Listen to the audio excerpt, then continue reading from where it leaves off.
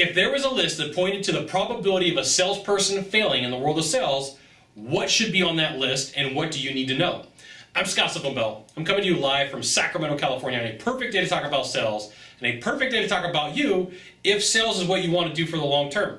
So I see this when I ride with salespeople. I see this when I have a sales presentation given to me, and I can judge how successful a salesperson is depending upon how much they talk versus how much they listen.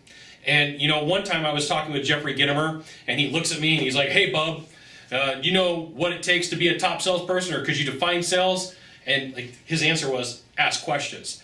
And so I see a lot of times where salespeople go into a process and all they want to do is talk. They want to show how smart they are, they want to show their wit, they want to show their skill, but what they're not interested in is the buyer. And so there's no emotional engagement, there's no anything except for that salesperson shows up and they think that they're a rock star, and the buyer checks out.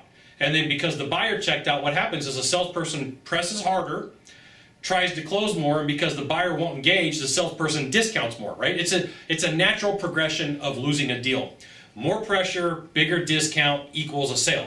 Well, you know what's going to happen is you're either going to have a high cancellation rate at that point, or you're going to have problems with the buyer for whatever reason, okay? So if you talk too much through the sales process and you don't ask enough questions and you don't listen, there's a high probability that you may face failure as a salesperson. It's law of statistics when it comes to closing deals, right? The best salespeople that I know, the closers, the performers, the top dog, Mac Daddy salespeople of them all, they ask really good questions. And they're not afraid to ask questions. They're not afraid to look at the buyer and say, "What about this?" And the buyer answers them, and they go, "Yep, that's exactly right," okay? So you can look at Sandler style, which is a lot of reversing, which is, I don't know if you're quite ready for that, but maybe you might be, I don't know. Right? There's a lot of different styles for asking questions. There's Socratic method of asking questions. There's just tons of different ways.